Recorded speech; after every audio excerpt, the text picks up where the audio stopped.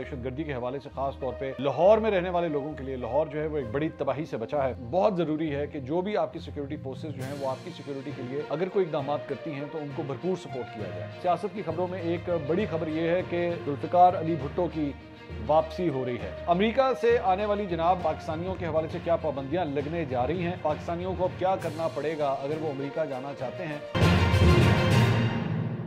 अस्सलाम वालेकुम नाज़रीन, मैं हूं मंसूर अली खान। अपने ड्रिल चैनल के ऊपर आपको खुशामदीद कहूँगा। नाज़रीन, बड़ी अहम खबरें डेवलप हुई हैं पिछले 12 घंटे के अंदर और कुछ तफसीलात जो है वो आपके साथ शेयर करनी है। दहशतगर्दी के हवाले से खास तौर पे लाहौर में रहने वाले लोगों के लिए लाहौर जो है वो एक बड़ी तबाही से बचा है। इसकी डिटेल्स भी थोड़ी देर में आपके साथ शेयर करनी है।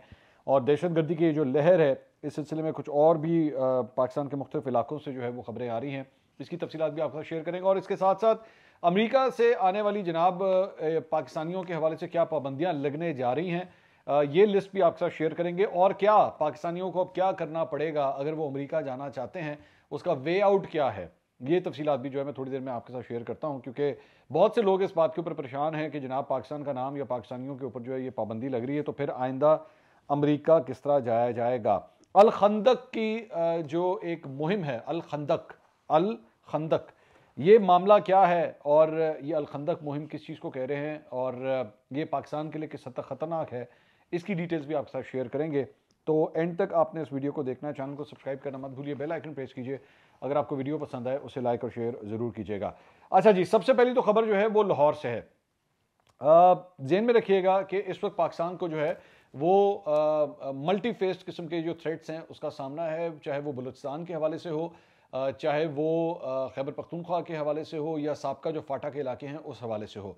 BLA ने क्या कुछ किया पिछले चंद दिनों में जाफर एक्सप्रेस को लेके, जिस तरह किडनैपिंग की गई, जिस तरह अबडक्शंस की गई, जिस तरह लोगों को टारगेट किया गया, कत्ल किया गया, वो ऑलरेडी आपके सामने है। लेकिन और इससे पहले TTP की जानिब से, तहरीक तालिबान पाकिस्तान की जानिब से जो है वो थ्रेट्स पहले ही मौजूद थे और उसकी रिपोर्ट्स भी आ रही थी। CTD उसको रिपोर्ट कर रहा था, दीगर इंटेलिजेंस एजेंसीज के पास भी जो है ये रिपोर्ट्स मौजूद थी कि TTP जो है वो दोबारा एक्टिव हो रही है। और साथ ही साथ दाइश के फुटप्रिंट्स भी जो हैं वो जगहों के ऊपर नजर आए हैं जहां पे खदशा जाहिर किया जाता है कि दहशतगर्दी की चंद कार्रवाइयों के पीछे जो है वो दाइश भी मुलविस हो सकता है। बहरहाल इसको पूरे स्पेक्ट्रम के ऊपर जो है इसको अभी बैठ के एनालाइज करेंगे कि मैं किन किन चीज़ों की तरफ इशारा कर रहा हूँ। लेकिन जो सबसे ज़्यादा ख़तरनाक चीज़ है वो ये है कि BLA की कार्रवाइयाँ और TTP की कार्रवाइयाँ वो जिस एरिया ऑफ ऑपरेशन के अंदर पहले मौजूद थी, क्या अब वो उसमें से निकलने लगी हैं, ये बड़ा इंपॉर्टेंट सवाल है। और इसकी एक जो वाज़े निशानी सामने आई है, लाहौर में बरकी रोड के करीब CTD पुलिस ने जो है वो एक कार्रवाई की है और वहाँ पे कलदम तहरीक तालिबान पाकिस्तान का एक खुदकुश हमला आवर, खुदकुश बमबार जो है उसे गिरफ्तार किया गया है और एक दहशतगर्द जो है वो ज़ख्मी हालत में फ़रार हो गया है। इसकी तस्वीरें वगैरह, जो बंदा अरेस्ट हुआ है उसकी डिटेल्स भी सामने आई हैं। तर्जुमान CTD के मुताबिक खुफिया इतला के ऊपर जो है दहशतगर्दों की गिरफ्तारी अमल में लाई गई है और इस दहशतगर्दों के साथ शदीद फायरिंग का तबादला भी हुआ। ये जो खुदकुश हमला आवर है ये अपने आप को एक्सप्लोड करना चाहता था, लेकिन मेल फंक्शन की वजह से ये उस बम को उड़ा नहीं सका, धमाके से उसे उड़ा नहीं सका।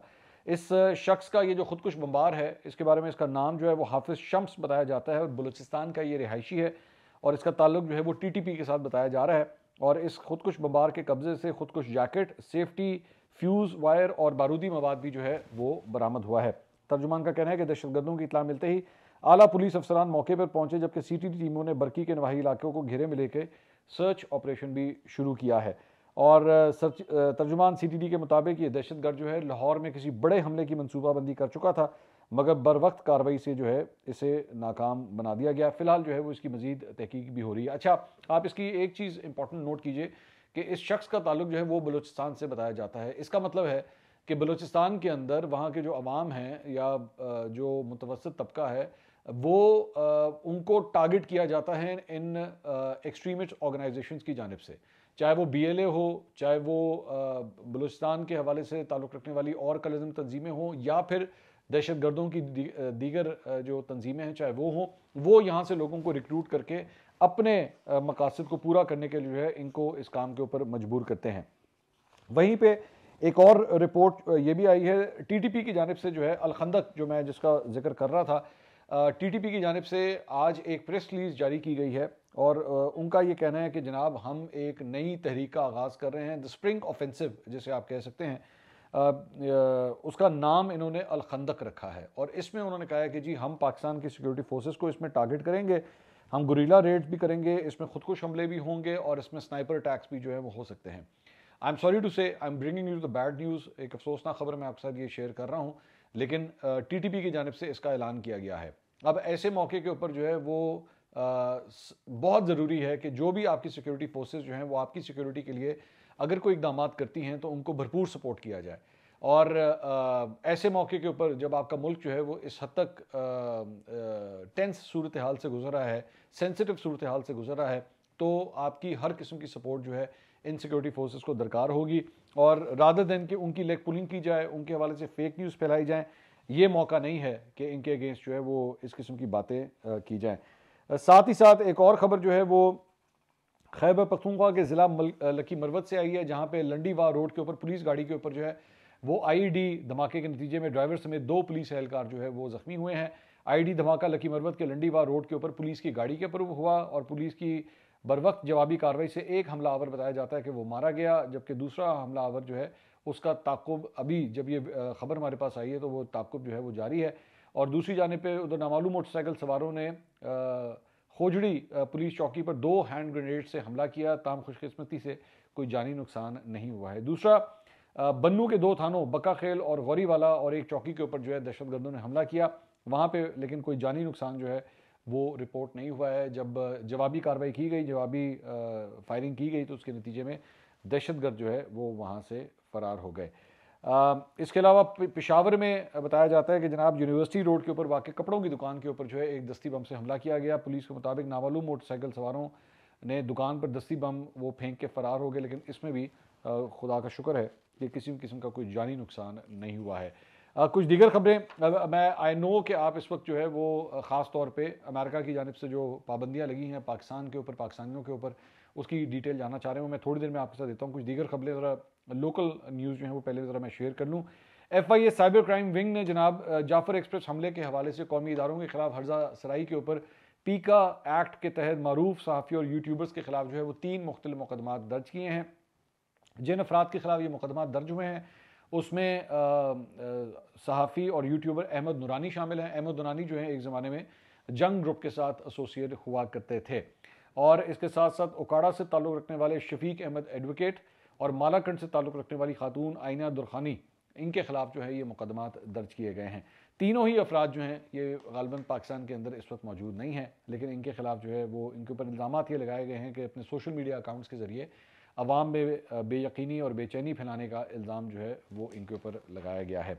हनीफ अब्बासी साहब वफाकी वज़ीर रेलवे, गालबन बतौर वज़ीर रेलवे पहली प्रेस कॉन्फ्रेंस उन्होंने मुनक्किद की है और अब जाके उन्होंने जाफर एक्सप्रेस के ऊपर ये जो हमला हुआ है इसके ऊपर उन्होंने गुफ्तगू की है। होना तो ये चाहिए था कि जिस दिन ये हमला हुआ था उसी दिन कम से कम वज़ीर रेलवे, वज़ीर इत्तलात, वज़ीर दाखिला, इन सबको जो है वो प्रोएक्टिव होना चाहिए था और आवाम को डिटेल्स जो है वो शेयर करनी चाहिए थी।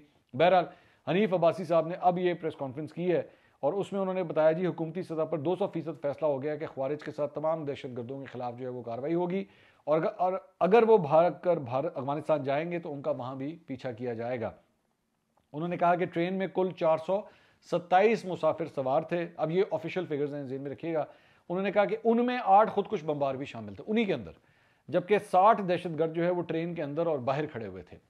शहीद होने वालों की मजमूई तादाद जो है वो 35 तक बताई जा रही है और 33 दहशतगर्द जो हैं वो भी हलाक हुए हैं। यानी ये तादाद जो है अगर दोनों जो फिगर्स काउंट करें तो 68 बन जाती है। 33 दहशतगर्द हैं और 35 मजमूई तौर पे सिविलियंस और सिक्योरिटी फोर्सेस के एहलकार शामिल हैं जो इसमें शहीद हुए हैं।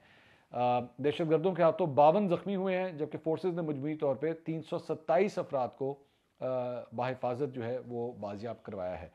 उन्होंने कहा कि अगरचा बहुत से लोगों की शहादत बहुत बड़ा नुकसान है, लेकिन खुदकुश बमबारों समेत 33 दहशतगर्दों की हलाकत से एक बहुत बड़ी जो तबाही इससे भी ज़्यादा हो सकती थी उससे बचा लिया गया। और उन्होंने कहा कि मुतासरा ट्रैक के बारे में उन्होंने कहा कि इसे हफ्ते की रात तक जो है यानी कि आज रात तक वो फरमा रहे हैं कि क्लियर कर दिया जाएगा। और उन्होंने कहा कि जी हुकूमत ने दुनिया में कहीं भी छुपे हुए दुश्मनों का ताक़ुब करने का फ़ैसला किया है। अक़वाम मुत्तहिदा की सलामती कौंसिल की जानिब से इस वाक़े की जो है वो शदीद अल्फाज में मज़म्मत भी की गई है। इसके अलावा अमेरिका की जानिब से अनाउंस किया गया है कि दाइश इराक़ और शाम, ये ज़हन में रखिएगा कि दाइश जो है वो सिर्फ किसी एक मुल्क में ऑपरेट नहीं करती, मुख्तलिफ ममालिक में इसकी मुख्तलिफ ऑफ शूट्स हैं जिसमें वो ऑपरेट करती है। तो वहाँ पे जो दाइश इराक़ और शाम है, इसके सरबरा अब्दुल्ला मक्की अल मारूफ अबू खदीजा, उसे इराक़ में हलाक कर दिया गया है। और इराक़ी वज़ीर आज़म ने गुज़िश्ता शब ऐलान किया कि कलंदर तंजीम दाइश के सरबराह को हलाक किया गया है। इराक़ के वज़ीर आज़म ने अपने समाजी राब्ते की वेबसाइट एक्स के ऊपर यह बयान जारी किया है और इराक़ी अफवाज को इस कामयाबी के ऊपर जो है उन्होंने मुबारकबाद भी दी। उधर अमेरिका की जानिब से भी जो है इसकी बाकायदा तौर पर कन्फर्मेशन की गई है। कुछ सियासत की खबरों की तरफ अब आते हैं और सियासत की खबरों में एक बड़ी खबर यह है कि जुल्फ़िकार अली भुट्टो की वापसी हो रही है। ये वो जुल्फ़िकार अली भुट्टो नहीं है जिनके बारे में अक्सर कहा जाता है कि कल भी भुट्टो ज़िंदा था, आज भी भुट्टो ज़िंदा है। ये बेसिकली शहीद मीर मुर्तज़ा भुट्टो के जो साहबजादे हैं जुल्फ़िकार अली भुट्टो जूनियर, उन्होंने सियासत में आने का ऐलान कर दिया है। इससे पहले वो जो है वो मुख्तलिफ फलाही काम जो है वो ज़रूर करते थे, ख़ास तौर पे सिंध के अंदर जो है वो किसानों के लिए और कनाल का जो एक नया प्रोजेक्ट आ रहा है उस हवाले से उन्होंने आवाज़ काफ़ी बुलंद की है। लेकिन अब उन्होंने 4 मुख्तलिफ ज़बानों में अपने जो सोशल मीडिया अकाउंट्स हैं उससे अपना एक बयान जारी किया है, अंग्रेज़ी, उर्दू, सिंधी और सराइकी में, कि वो बाकायदा तौर पे अब पॉलिटिक्स में आ रहे हैं। उन्होंने कहा कि मैं अपने वालिद शहीद मीर मुर्तज़ा भुट्टो की मिरास को आगे लेके चलूँगा और मेरे पास वालिद की सियासी जमात पाकिस्तान पीपल्स पार्टी शहीद भुट्टो में कोई ओहदा या रुकनीत नहीं है। उन्होंने कहा कि मुझे सियासत का तजुर्बा भी नहीं है, अभी मैं पाकिस्तानी अवाम से सीख रहा हूँ और सियासत सीख रहा हूँ और उनके मसाइल सुन रहा हूँ जो कि बहुत ज़रूरी है। तो एक और भुट्टो की जो है वो एंट्री हुई है, लेकिन ये वाले भुट्टो जो है ये बिलावल भुट्टो साहब से काफ़ी मुख्तलिफ हैं। और मुझे याद नहीं पड़ता कि मैंने इन दोनों कज़न्स को जो है वो आपस में कभी इकट्ठे मैंने देखा हो, मुझे कम से कम याद नहीं पड़ता। अब आई डोंट नो आगे चल के क्या होगा। इवन दो ये ज़हन में रखिएगा कि मोहतरमा बेनज़ीर भुट्टो जब ज़िंदा थी और गनवा भुट्टो जो बेवा हैं मीर मुर्तज़ा भुट्टो की, इनके भी आपस में जो है वो कोई ज़्यादा अच्छे ताल्लुकात नहीं होते थे, बल्कि दोनों की अपनी अपनी जमातें थीं। मीर मुर्तज़ा भुट्टो साहब की अपनी जमात थी, बल्कि वो तो अपनी ज़िंदगी में भी जो है मोहतरमा बेनज़ीर भुट्टो की मुखालफत में वो सियासत करते थे। तो बाद में गन्ना भुट्टो भी जो हैं वो मोहतरमा बेनज़ीर भुट्टो के साथ जो है वो पॉलिटिक्स नहीं कर पाई। तो अब इनके साहबजादे जो हैं वो पॉलिटिक्स में एंटर हुए हैं। लेट्स सी कि ये बात जो है वो किस हद तक आगे चलती है।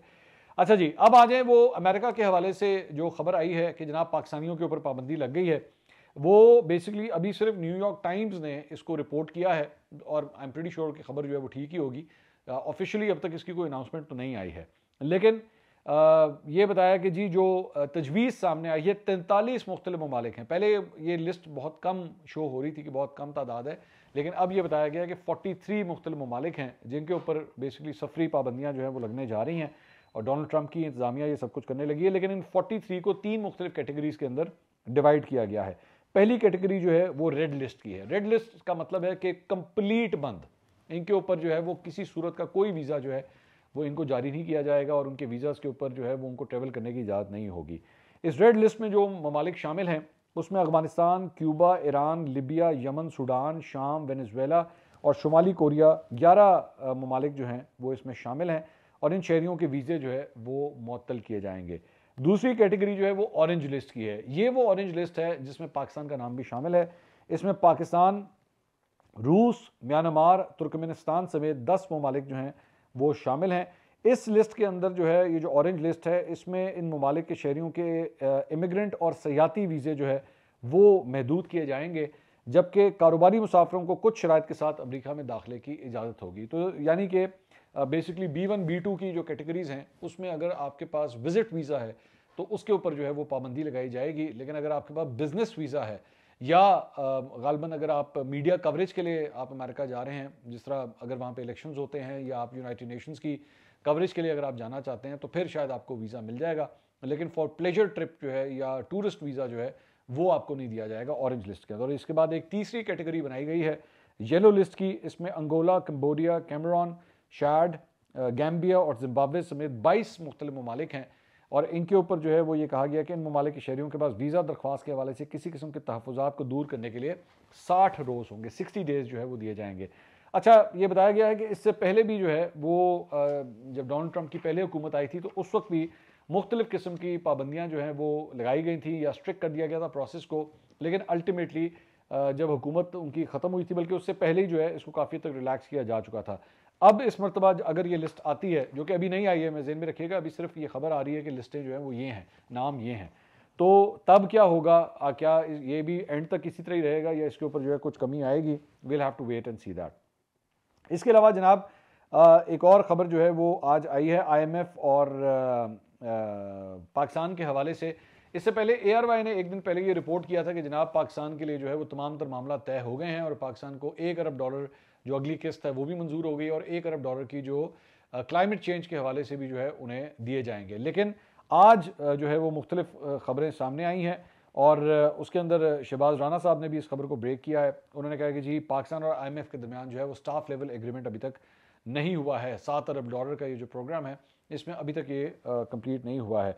उन्होंने IMF ने कहा कि जी we have made significant progress towards reaching a staff level agreement, लेकिन कम से कम अभी तक नहीं है। फाइनेंस मिनिस्ट्री जो है पाकिस्तान की वो कम से कम ये कह रही है कि सत्य खैरा ने और हम लोग जो है वो ये एग्रीमेंट इंशाल्लाह हो जाएगा।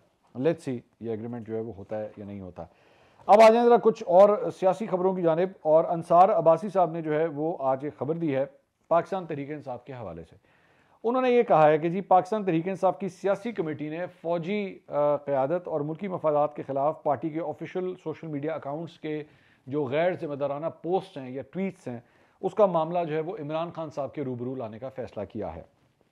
खबर में लिखा हुआ है जी कि हाल ही में KP हाउस इस्लामाबाद में जो होने वाली सियासी कमेटी की मीटिंग है उसमें इसके ऊपर बड़ी डिटेल से बात हुई है और ये जो मवाद शेयर किया जाता है इनके अकाउंट्स की जानिब से, उसके ऊपर तशवीश का इजहार किया गया है। साथ ही जेल में इमरान खान से पार्टी के सीनियर रहनुमाओं से ये डिसाइड हुआ है कि वो मुलाकात करेंगे, सीनियर रहनुमा जाएंगे खान साहब के पास और उनसे कहेंगे कि जी इसके गलत इस्तेमाल को जो है वो रुकवाया जाए, क्योंकि इसके लिए पार्टी के लिए बहुत मुश्किलात हो रही हैं। अब मैंने पहले भी कई दफ़ा इसके ऊपर मैंने जिक्र किया है कि बाहर जो बैठे हुए यूट्यूबर्स हैं, ख़ास तौर पे शहबाज गिल जैसी आइटम्स, उनका बेसिकली उनसे जो लोकल लीडरशिप है बहुत तंग आई हुई है। वो कहते हैं ये अपने डॉलर छापने की खातिर जो है वो अपना सौदा बेची जा रहा है, लेकिन हमारे लिए मुश्किलात क्रिएट कर रहा है। ये हमें यहाँ पे पॉलिटिक्स करने नहीं देता है। एम ही बिलावजह की जो है वो झूठी खबरें शेयर करता रहता है, उसका कोई सर पैर होता नहीं है, लेकिन अपना माल छाप रहा है ये। मैंने तो कई दफ़ा ये कहा है कि PTI के लोगों को तो चाहिए शहबाज गिल से पूछे बेटा कितने पैसे छाप लिए अभी तक, ज़रा कोई अकाउंट नंबर तो शेयर करो ना। अगर तुम हमारा प्लेटफॉर्म इस्तेमाल करके PTI का प्लेटफॉर्म इस्तेमाल करके इतना पैसा छाप रहे हो तो PTI को दो तो सही, ये पैसे PTI को तो ट्रांसफर करो, अपनी जेब में डाली जा रहा है बैठ के। मतलब ये वाहिद आदमी है जिसने अपनी दुकान खोली हुई है PTI के चक्कर में। खैर, तो इस सिलसिले में जो है वो अब इमरान खान साहब से बात की जाएगी कि जनाब इन्होंने सारे को ज़रा संभो थोड़ा जा जाके। तो इससे पहले अलबत्ता ये भी ज़हन में रखिएगा कि जब जब पार्टी ने इस सिलसिले में अपनी तकालीफ का इजहार किया और जिक्र किया जाके इन लोगों से कि जनाब खान साहब से जिक्र किया गया कि सोशल मीडिया के लोग जो हमें तंग कर रहे हैं, तो खान साहब ये समझते हैं कि नहीं ये जो सोशल मीडिया वाले हैं ये मेरी स्ट्रेंथ है, इन्होंने करन दो जो है कर रहे हैं, कोई मसला नहीं।